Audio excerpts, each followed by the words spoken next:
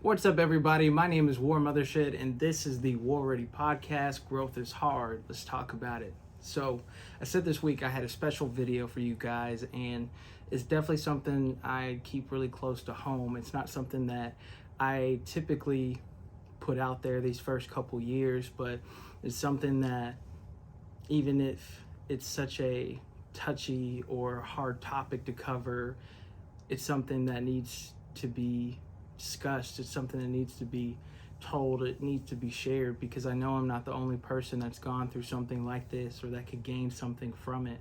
So before we get started, roll the intro. My soul wanna break out the labyrinth. I too wanna break out the casket. I do, then they wonder what happened.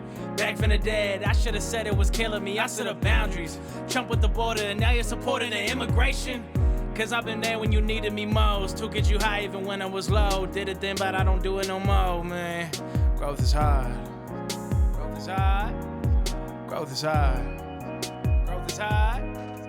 Growth is hard. Growth is hard. Growth is always worth it. Growth is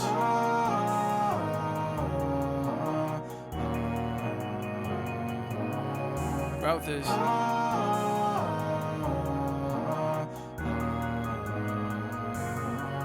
growth is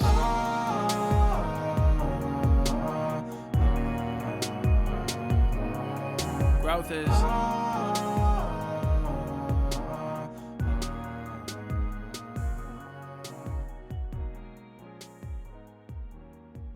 Okay, so today marks a 3-year anniversary of my dad's passing, and it's not the fact that he passed that is so troubling to me.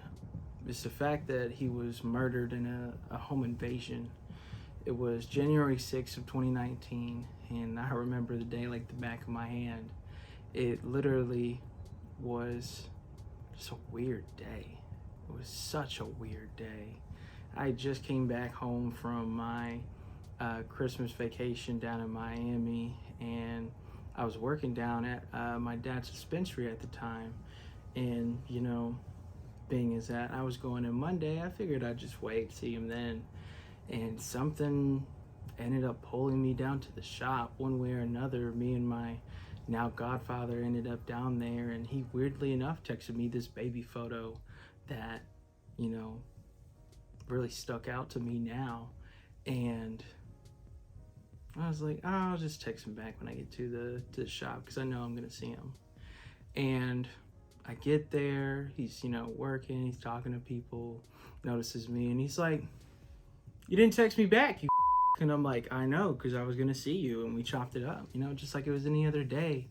He had on this bright red shirt, some camo cargo shorts, big old smile, you know, very flamboyant and energetic attitude, charisma. It's just something about that day. I knew it was off. I knew something was weird. I gave him a hug, and something told me just to hug him tighter, hold him just a little bit longer. And so I did, and it felt nice, because before any of this, I was just reconnecting with my dad. I didn't have a relationship with him until that year, and it was right about the 3-month mark, I want to say 3 to 6 months in that time frame. And literally, I go home later that night. I see my godfather for a bit, and I get a call telling everybody to come down to the shop. My brother called me, and to find out that he was murdered, not just him, but his fiance and her, you know, 13-year-old daughter, it literally shook me to my core. It completely broke me down and broke everything that I thought was reality, that I thought was real life. It didn't feel real. It didn't feel like any of it could be possible. It didn't make sense to me. The guy that was the strongest man in the room, the smartest man in the room, that literally survived everything you're not supposed to, didn't make it out. And it's something I spent months, years just recovering, repairing over and over again, because wounds open. Repairing my ability to trust, repairing my ability to go out in public. I had social anxiety for years, and even today I still get social anxiety here today, but with medication it's definitely manageable. But it's something where, thinking back in high school of how much of a social butterfly I was, I couldn't go to Bricktown without getting, anxious and feeling like I was going to have a panic attack because I didn't know if it was going to, happen again. I didn't know if it could happen again. And it was something that I didn't ever expect could be my life. I didn't ever expect having to live a day where living over my shoulder was just going to be the norm. And it was a big, hard adjustment. And it was something that literally changed everything about me. I ended up staying with my godfather for 6 months to keep my family safe and make sure that everything that I needed to be updated on, grow for.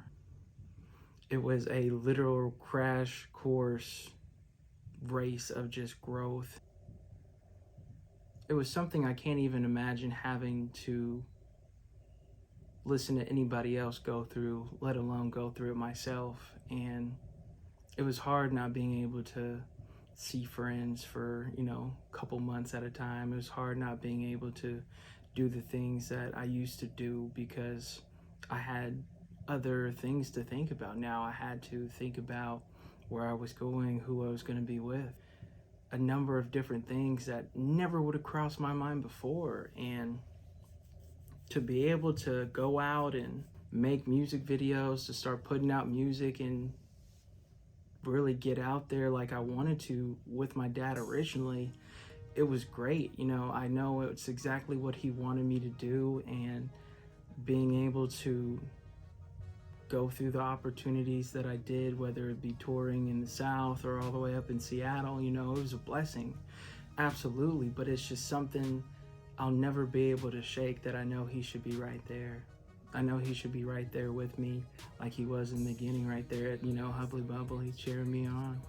If anybody should be there for the congratulatory toast, it's definitely him. He's really a man among children in comparison. He was a giant, and his character, his personality, the way he walked, he was just larger than life. It's something that I never thought I would be able to live up to, but it's something I'm becoming more comfortable now, that it's never been a task to live up to him. He wanted me to be able to live up to the goals and the dreams that I made for myself, because to him, that would be bigger than what he could ever imagine for himself.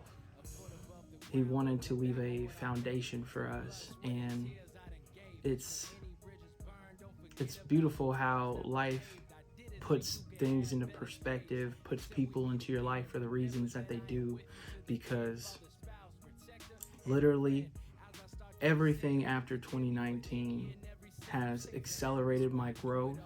It has accelerated my maturity, my thought process, my goals, my plan of action. It's changed the circle that I'm in now. It changes the way I maneuver. I mean, everything about who I was before that year is completely different from who I am now. But the one thing that has not changed is this feeling that there's a knife in my chest that's just being twisted and turned every single year around this time. And it never ceases to fail, that I can't help but wish things could have been different. I can't help but wish things could have been changed to where I could have saved him, he could have been saved. And what if games can be played forever, but it doesn't do anybody any good. And it's the hard pill to swallow, but everything happened the way that it ultimately was supposed to. And even if we don't like the outcomes, it's the cards that we got to play with, no matter how they're dealt. He was such an important figure in my life in such a short amount of time, and I wanted to take today to give him all the praise, all the grace that he deserved. A lot of times we don't give people the roses they deserve while they're here, but so many times you see, especially in the music industry and rap itself, people die, and that is the only time that they are recognized, that they're appreciated, and they get the credit they deserve. And that's sad to me, because there's so many people out there right now, right in front of you, if not next to you, that love and care about you, that do amazing things for you, and vice versa. And we don't give them enough credit. We don't give them enough praise. We don't let them know how valuable, how important, and how precious they are. Because really, when we do that, we appreciate life. Because life is all those things. It's here today, gone tomorrow. And all of which, when it is born and it dies and it's reborn again, it's all a beautiful and quick process. We experience things in long and short times, where shit days are long and good days are very short. But all of which, when it comes down to the end of it, are here today, gone tomorrow, within the blink of an eye. Nobody after graduating high school thinks, 10-year reunion's just 10 years away. It's so far away. They blink, oh, I'm halfway there. 5 years away, blink, oh no, I'm 3 years away, blink, oh no, we're already here. Then you're 30, and you're 40. You're going to your 30-year reunion. You're having kids, whole families, things like that. And to think that we allow time to slip through our fingers like that, just imagine if we let time fall through our hands like that. Think of all the people that we let fall through our hands as well. If you had a stage of loved ones in your hand right now, everybody you cared about, and just slowly, they all just started falling through your fingers, you don't think you wouldn't try to move your hand a little bit, try to cup it, hold it as long? But there's always something, whether it's work, whether it's school, whether it's life itself. People get busy, but it only takes 2 seconds to let somebody know, hey, I know I'm busy right now, but I love and appreciate you. I care about you, and I'm gonna see you soon. I know you're doing things, I'm doing things, but just know you're important to me.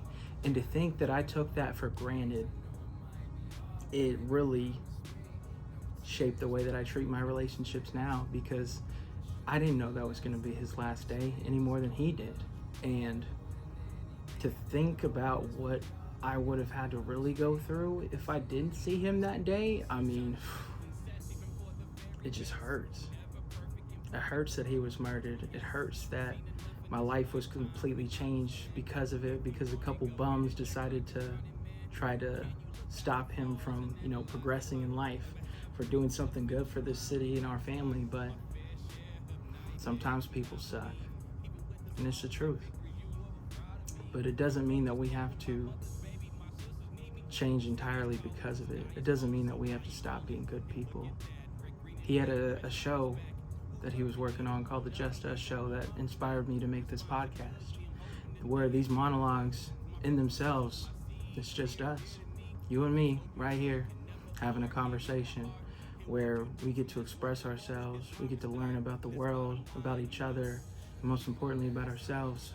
So then we can take that piece that is so important to this world, that is a cog in the machine, and tweak it and tweak it and tweak it and tweak it and tweak it until it functions, until it runs smoothly, and everything just starts coming together. And I want to be able to do that for you guys the way that he did that for me in such a short amount of time. I can't thank you guys enough for the support that I have been given since then, and even now, even with all the COVID madness going on. You guys have been truly an amazing part of my life.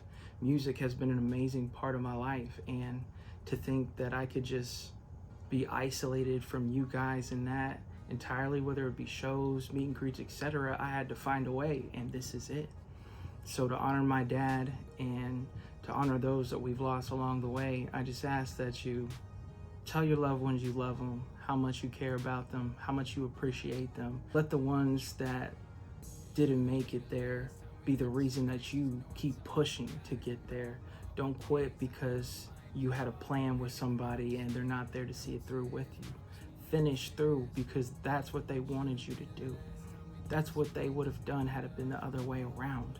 Because there's no other way to sit here and say, man, if literally I had my whole life planned out and everything fell apart, I should just give up right there and just settle for this mundane life, this maladaptive life, this life.